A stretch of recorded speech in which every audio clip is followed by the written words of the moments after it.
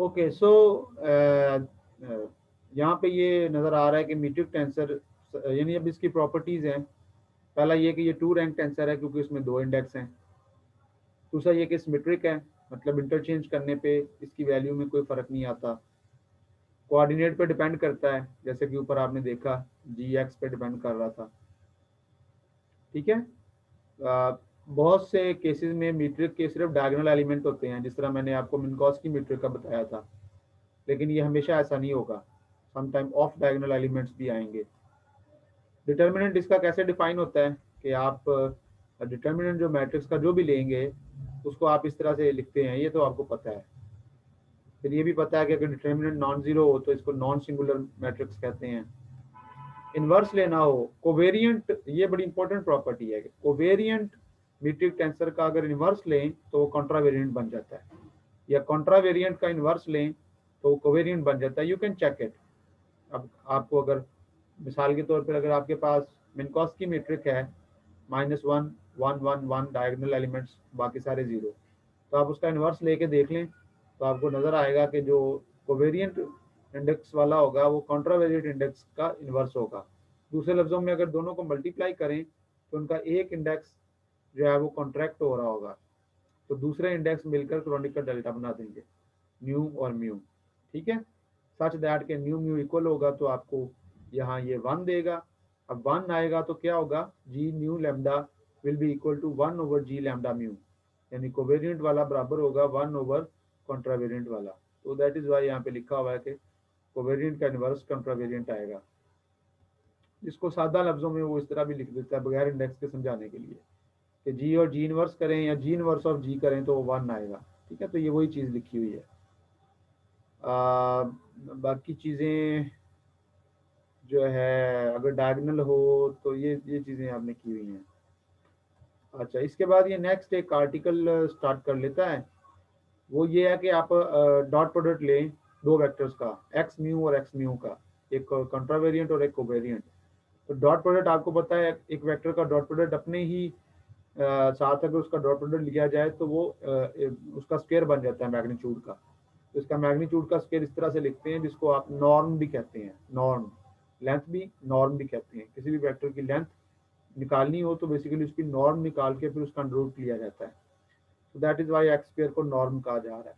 अब इसको डिफाइन कैसे किया हुआ है उसने कि एक्स म्यू और एक्स म्यू तो आ रहा है, उसके साथ ये जी म्यू भी आ रहा है, यानी ये लेंथ का वही फार्मूला जो डी एस स्क्वायर के लिए आपने यूज़ किया था, वो उसको डी एस स्क्वायर की बजाय अब वेक्टर की फॉर्म में लिख रहा है। तो एक्स स्क्वायर लिखा हुआ है और ये इसके बराबर आ गया। ठीक है।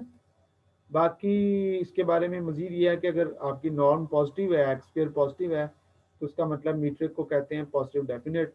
X square less than zero है तो उसका मतलब metric is called negative definite. और अगर x square equal to zero आ गया तो मीट्रिक को कहते हैं इनडेफिनेट। फिर ये कि दो वेक्टर ऑर्थोगोनल होते हैं। आपको पता है अगर दो ऑर्थोगोनल वेक्टर्स हो तो उनका डॉट प्रोडक्ट जीरो होता है।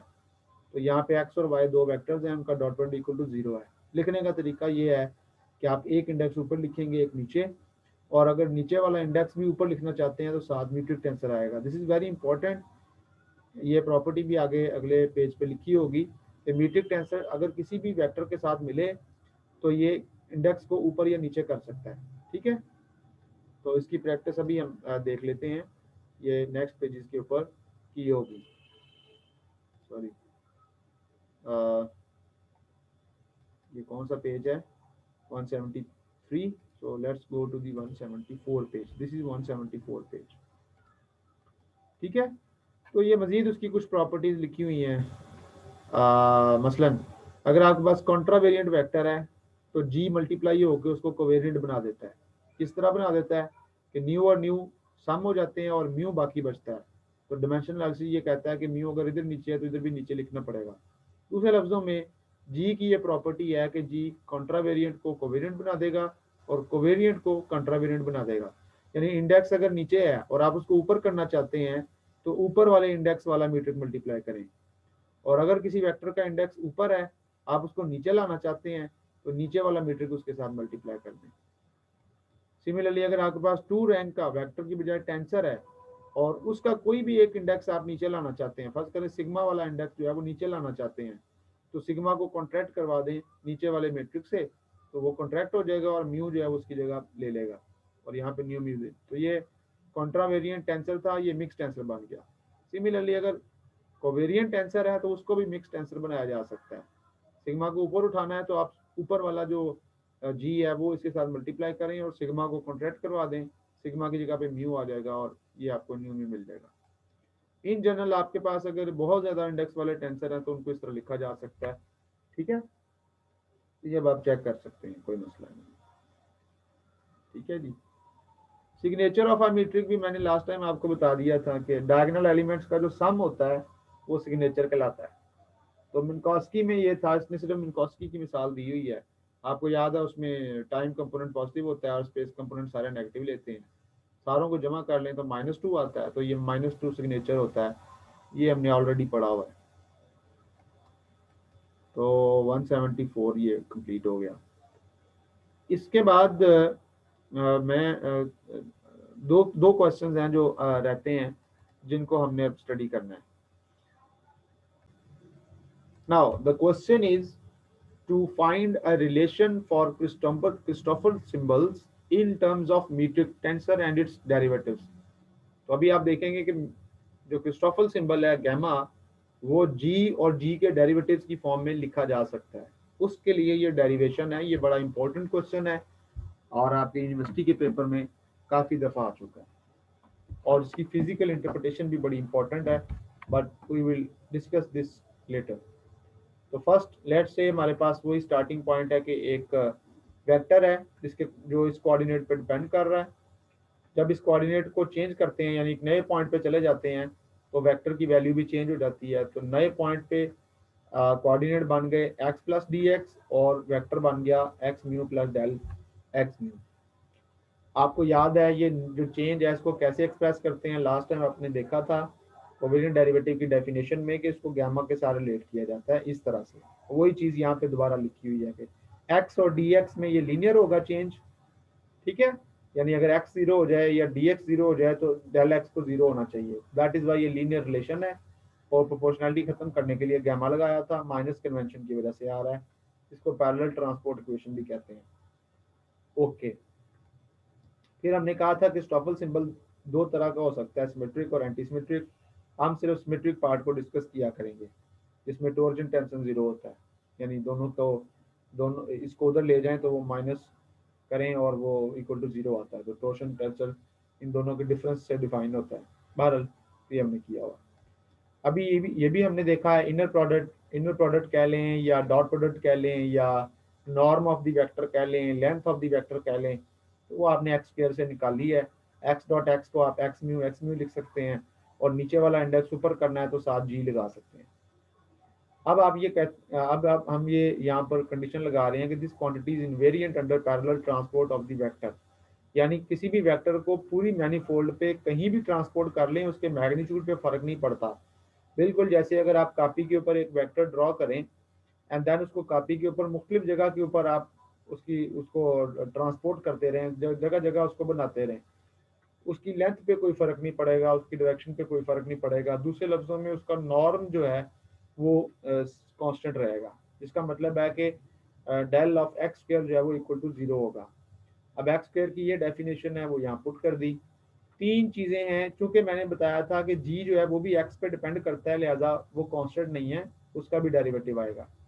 तो तीन डेरिवेटिव यहाँ पे बनेंगे, पहले जी का डेरिवेटिव आएगा, बाकी दोनों एक्स कांस्टेंट रहेंगे फर्स्ट टर्म, फिर जी कांस्टेंट होगा और इन दोनों का बारी बारी डेरिवेटिव आएगा। पहले एक्स न्यू का डेरिवेटिव आएगा, एक्स न्यू कांस्टेंट, और फिर एक्स न्यू का डेरिवेटिव आएगा और एक्स न्यू कांस्टेंट। अब ये जो चीज है कि जो डेल जी न्यू म्यू होता है ये इक्वल होता है del of G into D X. ठीक है जी, इसको मैं फिर आपको एक्सप्लेन कर दूंगा, अभी यहाँ पे तो नहीं लिखा हुआ ये चीज़, but I will explain it, मैंने इसको अपने नोट्स में किया हुआ है। फिलहाल आप इसको याद कर लें कि जो g का डेरिवेटिव है वो इसके बराबर होता है del of G D X. ठीक है, तो del of G D X को अब आप यहाँ पर यूज कर लें फर्स्ट टर्म के अंदर। ओके, और डेल एक्स म्यू और डेल एक्स न्यू के लिए आप ये डेफिनेशन यूज करें, ये इक्वेशन 1 वाली, ये डेल एक्स के लिए इस्तेमाल होती है। तो तीनों में वैल्यू पुट करें। पहली टर्म में डेल जी की वैल्यू जो ये लिखी हुई है, दूसरी टर्म में डेल एक्स म्यू की वैल्यू, और तीसरी टर्म में डेल एक्स न्यू की वैल्यू। इंडेक्स का जरा आपको ख्याल रखना पड़ेगा, बाय डेफिनेशन आपको ये चीजें पता है। इन जनरल पहले आप ओवरऑल देखा करेंगे क्या लिखना है। मतलब डेल जी की जगह लिखना है del G D X, del X की जगह पे लिखना है minus gamma x D x, और इसकी भी जगह पे लिखना है minus gamma x D X. Index को देखे बगैर देखते हैं पहले। तो देखें इसकी जगह पे आ गया डेल जी, ठीक है, डी एक्स, और साथ ये दोनों एक्स आ गए, पहली टर्म बन गई। फिर जी और एक्स ये तो वैसे ही आएंगे ना, ये जी है और ये एक्स, ये तो वैसे ही आएंगे। दरम्यान में तीन टर्म्स आ जाएंगी जो कि डेफिनेशन है डेल एक्स में होगी। तो वो आएगा minus gamma x D x, gamma x D x और minus, same is with the third term. उसके बाद थोड़ा सा इसको रीअरेंज करेंगे आप, सच दैट के सब में आपको D x sigma, D S sigma और डी एक्स सिग्मा नजर आ रहा होगा। तो ये डी एक्स सिग्मा यहाँ पर कॉमन ले लेना है, ब्रैकेट में आपके पास ये टर्म आ गई। अच्छा, यहाँ पर एक बड़ा इम्पोर्टेंट जो है ना वो एक स्टेप है, और इसमें स्टूडेंट्स अक्सर कंफ्यूज होते हैं। आपको बहुत ज़्यादा प्रैक्टिस करनी पड़ेगी इस स्टेप को सीखने के लिए। वो ये है, वो करना क्या है आपने, करना ये है कि पहली टर्म को तो एज इट इज लिख लेना, डेल जी एक्स म्यू एक्स म्यू। दूसरी टर्म में आपने ये करना है कि ये जो ऊपर वाले दोनों इंडेक्स है ना गैमा और एक्स के, इनको आपने रिप्लेस करना है, ठीक है। नहीं, लैम्डा की जगह म्यू पुट कर देना है और म्यू की जगह पे लैम्डा पुट कर देना है। तो देखें यहाँ लैम्डा है तो यहाँ म्यू आ जाएगा, यहाँ म्यू है तो यहाँ लैम्डा आ जाएगा, और यहाँ लैम्डा है तो यहाँ म्यू आ जाएगा, यहाँ म्यू है तो यहाँ लैम्डा आ जाएगा। इस पूरी टर्म में लैम्डा और म्यू इंटरचेंज करके ये मिल जाएगा आपको सेकंड टर्म। उसके बाद तीसरी टर्म जो है उसमें भी यही काम करना है कि गैमा का एक्स के साथ जो ताल्लुक बना हुआ है यहाँ पे, आई थिंक एक्स न्यू होना चाहिए था। हाँ, यहाँ जो लैम्डा आ रहा है उसको उसने न्यू के साथ रिप्लेस कर दिया, यानी इसको इसके साथ रिप्लेस कर दिया, ठीक है। तो लैम्डा को न्यू के साथ रिप्लेस किया कैसे, जहाँ न्यू आ रहा है वहाँ लैम्डा कर देना है आपने। फाइनली आपको ये टर्म मिल जाएगी, तीसरी टर्म मिल जाएगी, ठीक है, रिप्लेस करके। अब अगर आप गौर, ये क्यों किया है, वो किया इसलिए है, सादा सी बात है कि इनकी जो शक्ल है ना सबकी, वो ऑलमोस्ट सेम होती है, इसमें कोई फ़र्क नहीं है। मसलन इंडेक्स के बगैर देखें तो ये एक्स एक्स आ रहा है, यहाँ भी एक्स एक्स आ रहा है, और यहाँ भी एक्स एक्स आ रहा है। लेकिन आप देख रहे हैं कि वो इंडेक्स डिफरेंट है, यहाँ एक्स न्यू आ रहा है, यहाँ एक्स लैम्डा म्यू आ रहा है, यहाँ एक्स म्यू लैम्डा आ रहा है। तो ऐसा लगता है कि शायद ये मुख्तलिफ चीज़ें हैं, नहीं, ये मुख्तलिफ चीज़ें नहीं हैं, ये सेम चीज़ें हैं। फ़र्क सिर्फ ये है कि हर दफ़ा आपने डमी इंडेक्स चेंज कर दिया है, इंडेक्स आपने चेंज कर दिया है, लेकिन ये जो ऑब्जेक्ट है, ये चीज़ जो है वो एक ही है। ये it is a vector, it's a contravariant vector. तो इंडेक्स का नाम बदलता है, उसकी नेचर नहीं बदलती। दैट इज़ वाई ये सेम चीज़ें होती हैं और आप इनको कॉमन ले सकते हैं। बट इस तरह से कॉमन नहीं नज़र आ रहा ना आपको, इंडेक्स डिफरेंट है, तो उसके लिए ये वाले ही हम चक्कर करते हैं, क्योंकि इंडेक्स हमने अपनी मर्जी से चेंज करने होते हैं। तो लिहाजा आप इंडेक्स को चेंज करते हैं तो आपको नज़र आता है कि देखें सब में इंडेक्स चेंज हो गए हैं। तो ये भी न्यू म्यू बन गया, ये भी न्यू म्यू बन गया, ये भी न्यू म्यू बन गया। ये वाला स्टेप करने का फ़ायदा हमें ये हुआ था। उसके बाद आप इस एक्स म्यू को आसानी से यहाँ पर कॉमन ले सकते हैं, और ये चीज़ आपको ब्रैकेट में मिल जाती है। अब आपको पता है कि ये लीनियर अलजेब्रा में आपने पढ़ा है कि दो चीज़ों का प्रोडक्ट अगर ज़ीरो हो तो उनमें से कोई एक चीज़ जो है वो लाजमी ज़ीरो होती है, या वो दोनों ज़ीरो होती हैं। Zero into something is zero. तो ये जो चीज़ है डी एक्स एक्स, ये तो वेक्टर्स है ना, ये तो हमने खुद डिफाइन किए हैं, they are non zero vectors. Zero हो भी सकते हैं, नहीं भी हो सकते। तो इस टर्म के बारे में फिर हमें श्योरिटी के साथ पता होगा कि ये ज़ीरो होनी चाहिए, क्योंकि अगर ये ना भी ज़ीरो हो और ये ज़ीरो हो तो ये मल्टीप्लाई होकर ज़ीरो आ जाता है।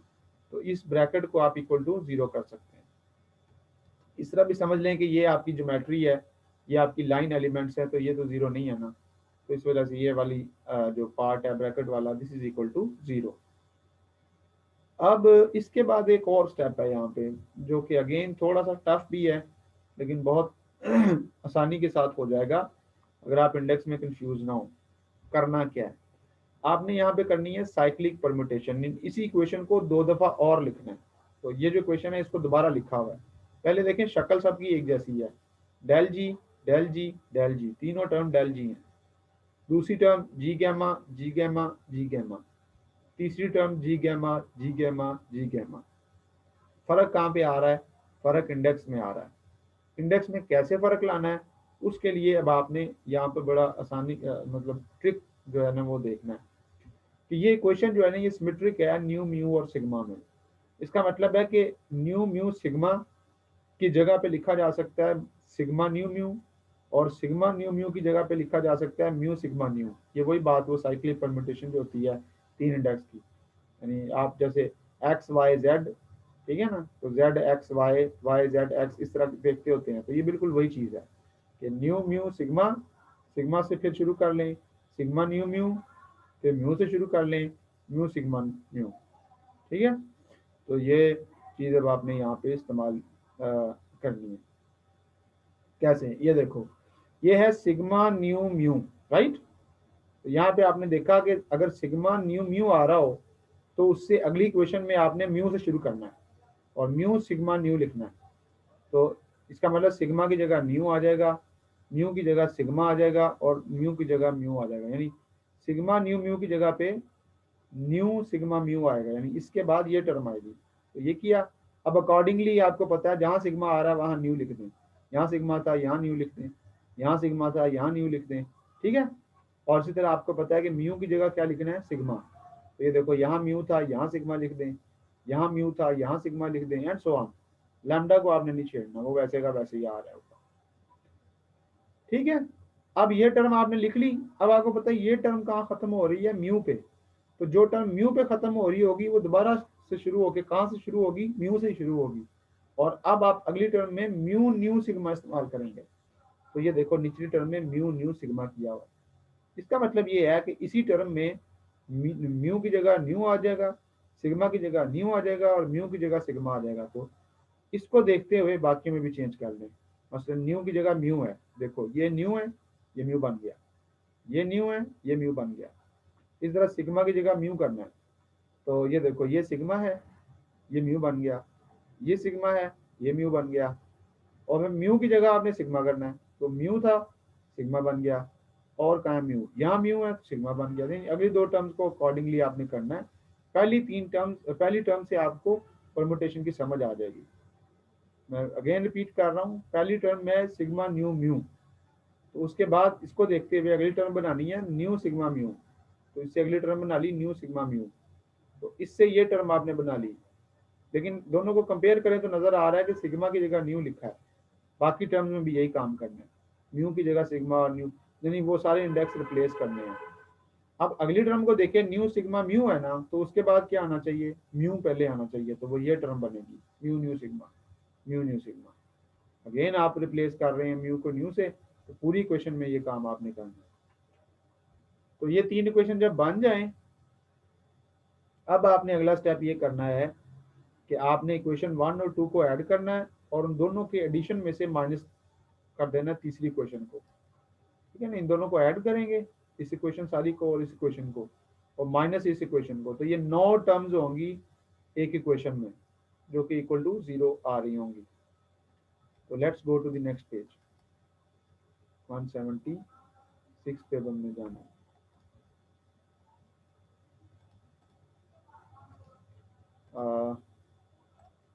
This is 176, right. तो ये देखें क्या किया जी, तीन टर्म्स इक्वेशन 1 प्लस तीन टर्म्स इक्वेशन 2 माइनस तीन टर्म्स इक्वेशन 3, और सारे प्लस माइनस अब आपने देख लेने कि क्या कर रहे हैं क्या नहीं। ठीक है जी। अब इसमें ये यूज़ किया है कि आपको पता है जी सिमेट्रिक होता है, और आपको ये भी पता है कि गामा नीचे वाले इंडेक्स में सिमेट्रिक होता है।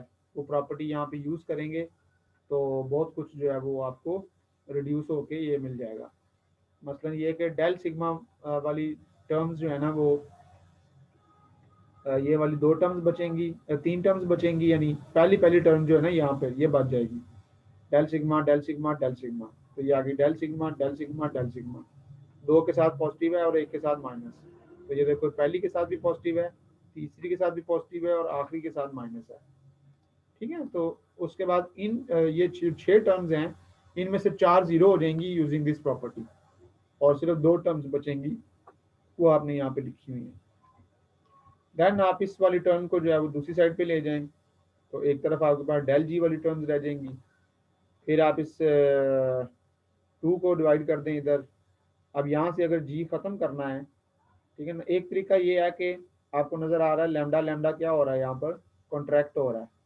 अगर कॉन्ट्रैक्ट हो रहा है तो इसका मतलब है कि आप इसको as a whole gamma nu sigma mu यानी सारे इंडेक्स नीचे लिख सकते हैं। यानी ये यूं समझ लें कि गैमा का लैम्डा नीचे आ गया है using the property of metric. Metric की प्रॉपर्टी है कि वो टेंसर का ऊपर वाला इंडेक्स नीचे ले आता है, तो ये बताया भी हुआ साइड पर। This is the our desired result. इसी को एक और तरीके से भी लिखा जाता है इसको कहते हैं Christoffel symbol of first kind. First kind इसलिए कि इसमें तीनों इंडेक्स नीचे होते हैं। Christoffel symbol of second kind जो होता है उसमें एक इंडेक्स ऊपर ही रहने देते हैं आप, यानी ये वाला, और इसको इस तरह से इस तरह भी लिखा जाता है ब्रैकेट में भी, और या सिंपल इस तरह भी लिखा जाता है। तो अगेन वही काम करना है आपने कि वो जो इंडेक्स नीचे लेके आए थे वो नहीं लेके आना, बल्कि इस जी को जो यहाँ पे लेफ्ट साइड पे जी था इसको दूसरी साइड पे ले जाना है। तो अब ये दूसरी साइड पे जाएगा तो इन्वर्स हो जाएगा, और आपको पता है कि कोवेरिएंट मीट्रिक का इन्वर्स जो है वो कॉन्ट्रावेरिएंट होता है। तो ये देखें इसके इंडेक्स ऊपर हो गए उधर जाके, तो इसको इस तरह से भी आप लिख सकते हैं। ठीक है जी, तो these are called the Christoffel symbols of the second kind. अब ये डिपेंड किस पे कर रहा है, जी पे भी डिपेंड कर रहा है और जी के डेरिवेटिव्स पे भी डिपेंड कर रहा है। ब्रैकेट में इसके डेरिवेटिव आ रहे हैं। अच्छा, ठीक है, तो ये यहाँ तक ये चीज़ आ गई। बाकी उसकी बेसिक प्रॉपर्टी उसने दोबारा लिखी हुई है, Christoffel symbols of the second kind. तो यहाँ तक ही हमारा ये डेरिवेशन है, और बड़ी इंपॉर्टेंट डेरिवेशन है।